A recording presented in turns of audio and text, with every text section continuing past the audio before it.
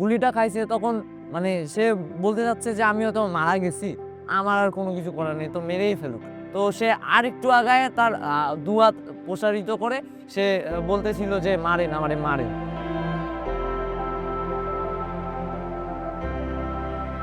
আসলে এগুলা বিষয় নিয়ে আমার ধারণা নাই কি মামলা দিছে বা কত ধারা দিছে।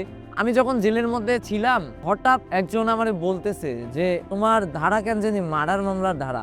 আমি বললাম কেন, আমি তো কাউরে মার্ডার করি নাই, মার্ডার মামলার ধারা কেন? পরবর্তীতে যখন বাইরে বের হই, বের হওয়ার পরে যখন নিউজ করে যে তোমাকে কেন আবু সঈদ হত্যা মামলা দেওয়া হলো, তারপরে আমার উকিল যখন আমারে বলে যে তোমারে আবু সঈদ হত্যা মামলা দেওয়া হয়েছে, সেই সময় আমি অবাক হয়েছি যে আমাকে আবু সঈদ হত্যা মামলা মানে আমি বুঝতে পারছি না।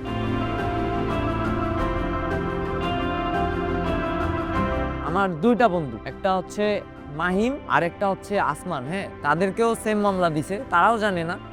আমি তাদেরকে বলছি যে হ্যাঁ, আমাদের নামে আবু সঈদ হত্যা মামলা আছে।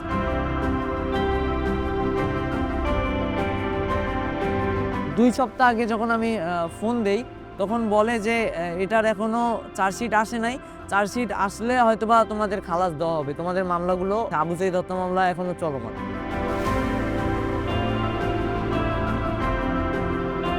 না, দেশ স্বাধীন হওয়ার প্রায় ২ বছরের কাছাকাছি।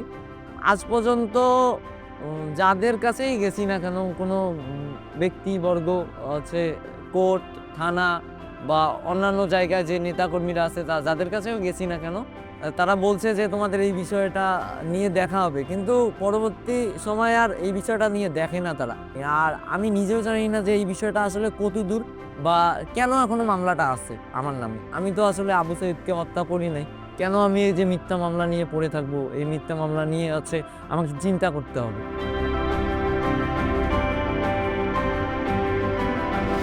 এখন পর্যন্ত স্বাভাবিক জীবনে ফিরতে পারছি না। আমার আসলে নিজেকে দোষী করতে ভাল লাগছে না যে আমি তো আবু সঈদ ভাইকে হত্যা করি নাই, কিন্তু তারা আমাকে মিথ্যা মামলা দিয়ে রাখছে কেন? পুরো বাংলাদেশ দেখছে যে আবু সঈদকে হত্যা করছে কারা? যেখানে সবটুকুই মিথ্যা, সেখানে কেন এখন আমাকে আসামি করে রাখবে? আমার অন্তর্বর্তী সরকারের কাছে এতটুকু চাওয়া, আবু সঈদ ভাইকে যারা হত্যা করছে তাদের সাথে তাদের কি হয় হোক, আমি এটা জানি না। আমাদের মামলাটা খুব তাড়াতাড়ি প্রত্যাহার করলে আমি অনেক খুশি হব।